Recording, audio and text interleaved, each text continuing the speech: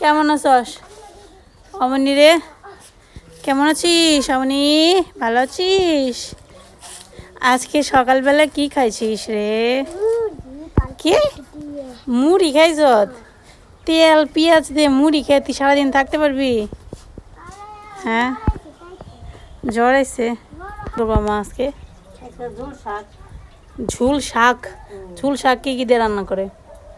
ঝোল শাক হয়েছে দেশি নেই পাতা, তেলাকুচ পাতা, ডাঁটা পাতা, তারপরে ডিমি শাক আনছ 3-4 রকমের শাক দিয়ে রান্না করতে হয় নাকি?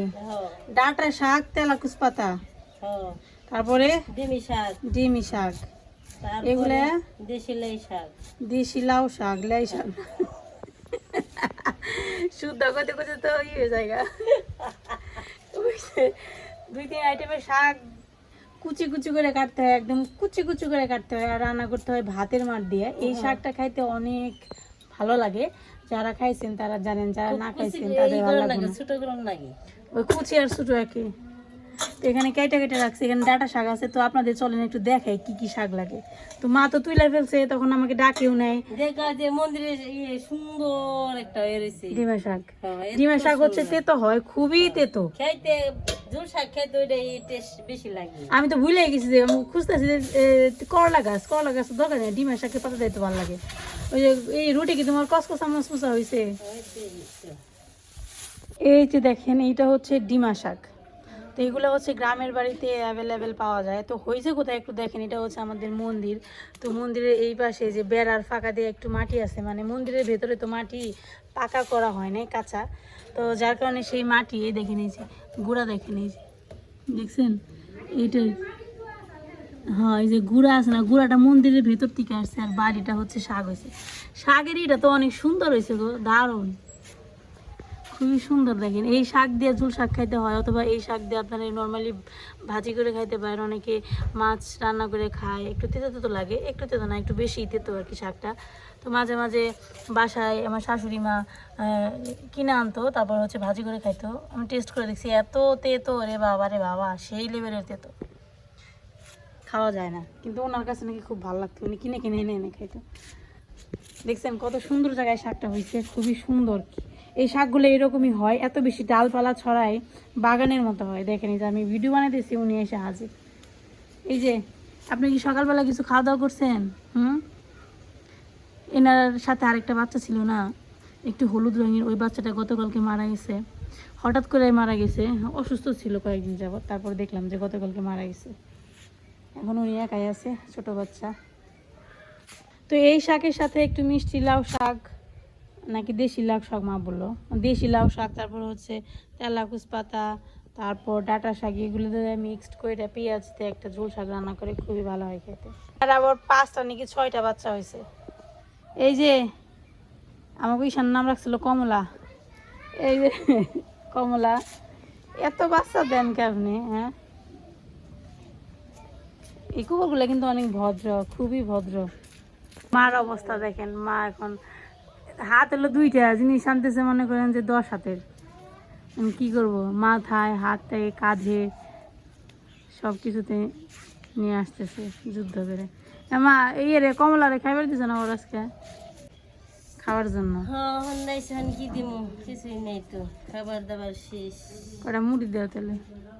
সুইমিং পুল বানিয়ে দিল, আশের কালার কালো, মনে হয় যে সেঙ্গাট পানছে।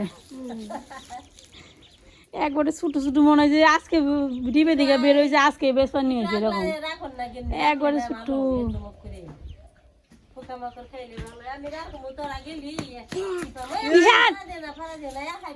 ই করতে দে, খেলতে দে, করে একটু হাঁটতে দে, ওই দেখ খাইতেছে।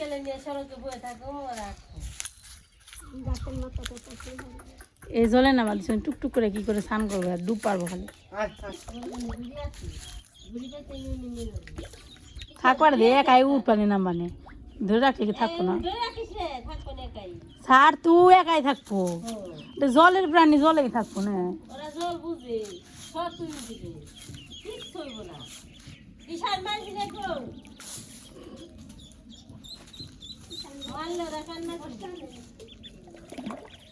উঠে গেছে।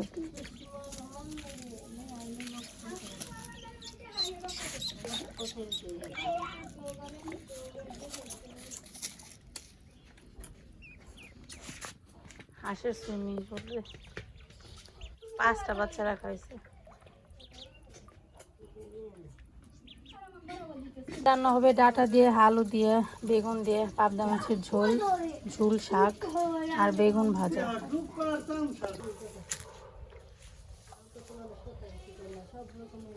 এখন ঝুল শাক রান্না করবো। দেখেন ঝুল শাক কেমনি রান্না করে। প্রথমে পেঁয়াজ আর কাঁচামরিচ দিলে নাকি? পেঁয়াজ আর কাঁচামরিচটাকে হালকা করে একটু ভেজে নিতে হবে, হালকা একটু লাল করে। শাক দিয়ে দিব। পেঁয়াজ ভাজা হয়ে গেছে। পেঁয়াজ বেশি কাঁচা কাঁচা থাকলে না ওই সিদ্ধ হয় না, ওইটা ভালো লাগে বেশি। আবার তো সিদ্ধ হইব। এই যে পেঁয়াজ হালকা ভাজা হয়ে গেছে, এখন শাক দিয়ে দিব। নিবে যাইয়া ঠেকো ঠেকো ঠেকো। এই হলুদ মরিচ দেওয়া লাগে না ওরা? না, কিচ্ছু নাই নেই। ভাতের মার রাখতো? হ্যাঁ, সবুজ থাকবো। ভাত রান্না করার সময় ভাতের মার রেখে দিছে, ভাতের মার দিয়ে রান্না করবে। দেখি আজকে ভক্তকে বাড়িতে আসা হয়নি। ভক্ত বাড়িতে নেই, অনিমা বাড়িতে নেই, ওরা হাসপাতালে গেছে। ভক্তর অনিমা হাসপাতালে কেন গেল হঠাৎ করে আজকে? ভক্ত আর অনিমা গেছে টিকে দেওয়ার নিকে। অনিমারে টিকে দিব, ভক্ত টিকে দিব না। কি রান্না করবি তুই?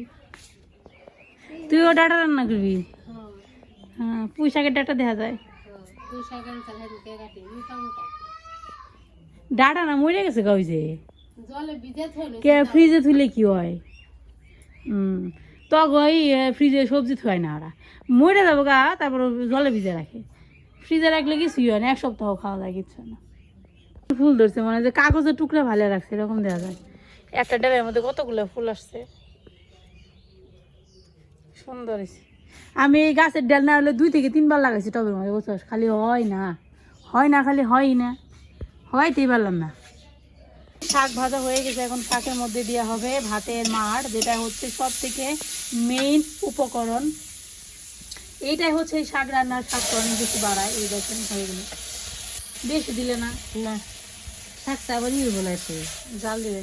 হ্যাঁ, কিছু নরম হইব, নরম হলে সে স্বাদ লাগবে। এই রেসিপিটা আপনারা খান কিনা জানি না, আমাদের গ্রামে, আমাদের এলাকায় আর কি খাওয়া হয়, সবাই খুব পছন্দ করে এই রেসিপিটা। একটু অন্যরকম টেস্ট হয়, কিন্তু খুব ভালো লাগে খেতে। দেখেন ঝোল শাক রান্না করা হয়ে গেছে। মা এখন রান্না করতেছে বেগুন ভাজা, তারপর রান্না করবে পাবদা মাছ দিয়ে ডাটার ঝোল, তারপর আমরা খাওয়া দাওয়া করবো। দিন শেষ। সারাদিন ঘুঘুর ডাক শোনা যায়, সারাটা দিন এত ঘুঘু ডাকে। হ্যাঁ, ইদানিং ঘুঘুর পরিমাণ একটু বাড়ছে আগে থেকে। তোমাদের এই জায়গা বেশি? দেখেন মাত্রটা রান্না প্রায় হয়ে গেছে। এখানে হচ্ছে বাচ্চাদের জন্য ডিম দেওয়া হয়েছে, আর আমাদের জন্য মাছ। ওরা তো মাছ খাবে না, এর জন্য ওদের জন্য ডিম ভাজি দিয়ে দিয়েছি তরকারিতে, যাতে সবজিও খাওয়া হয়, আবার একটু ঝুলও খাওয়া হলো। সবসময় ভাজি ভাজি খাবারটা আসলে ভালো লাগে না, এর জন্য একটু ডিম ভাজি করে তরকারিতে দেওয়া হলো। কেমন হয়েছে?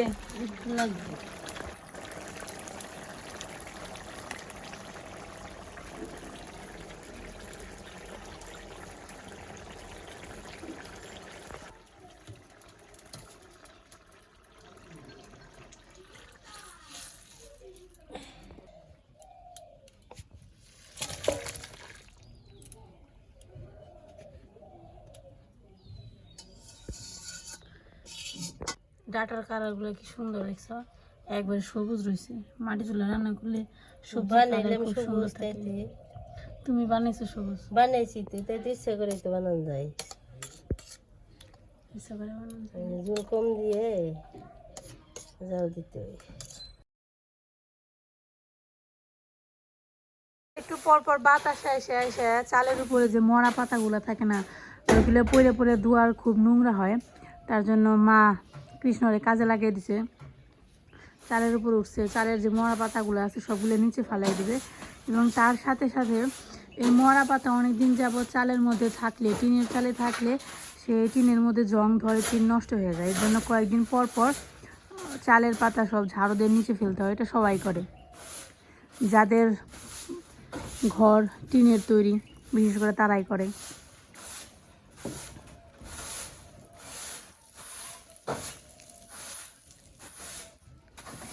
উপরে কে রে ঈশান? মামা।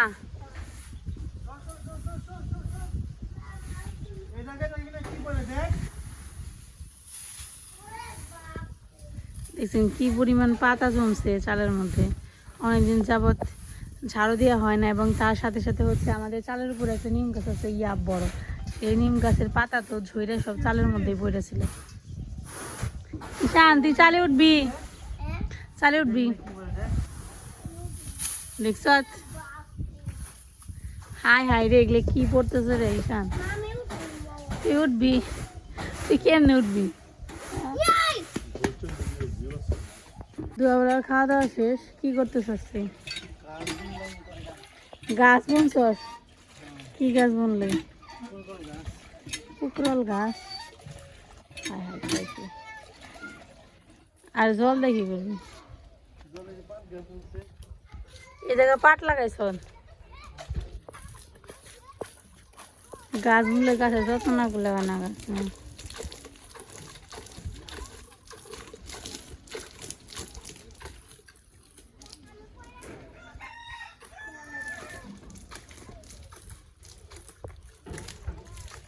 কোনে রে মিষ্টি আলু বুনছে?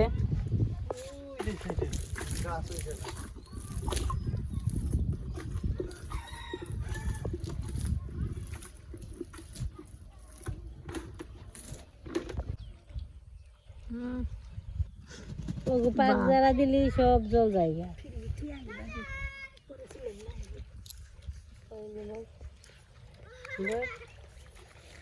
দেখ সারা হাসে স্নান করবেন কি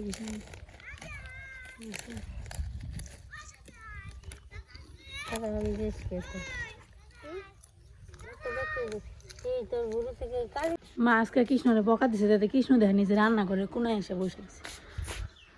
কি কইস মা? কি কইছে রে তোরে? হ্যাঁ বকছে। ভালো হয়েছে চিৎকার বলছে, তাহলে আমি বকা খাম না? তুইও মাঝে মাঝে বকা খা। এখন তো সব আদর ভালোবাসা তুই পাস, আমি কিছু পাই না। তে ভালোবাসা দেয় না ধরে না, আর বলে বকে সারাদিন ভালোবাসা দেয় না মা। এর জন্য তো দেখলাম কোনায় বয়ে রয়েছে বকা খেয়ে। হ্যাঁ কোনায় বয়ে রয়েছে, ইনারে খাবার দিবি না? অনেকক্ষণ ধরে উঠার নিকে ট্রাই করবো আছে, তা পুলা বানি উঠপার যায় না।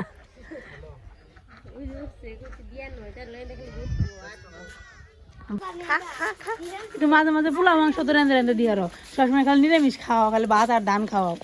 মাঝে মাঝে একটু পোলাও একটু মাংস রেঁধে দিবে। কেরা কইছে এনে হামু খেয়ে সয়, ইনে তো নিরামিষ বুঝি না আমিষ বুঝি। শামুক খেয়ে বলে পোলা মাংস খেয়ে পাবো না, কে ক? তাহলে পোলা মাংস তোরা দেশ না তাই খায় না, তোরা দিস তাই খাইব। দেখো তো কবলে পোলাও জুটবো, দেখো ওরা শেয়ার হয়েছে পোলাও খাবার নাকি। হ্যাঁ আর ওই যে উমরে দেখ খেয়ে। তোর কয়টা হাঁস? আর বক্তর কয়টা? 5টা 10টা। ভালোই তো, ডিম দিলে পরে তো খাইয়ে ফুরিয়ে পারবি না। ওই পোলাও নিয়ে এসে বাবা আসে আবার নগে নগে গেছে। পোলাও তো দেওয়া যায় ভাঙ্গিনে পোলাও না, রান্না পোলাও। গছ গছ করে গায়ে কেমন করে রে, কি স্বাদ রে।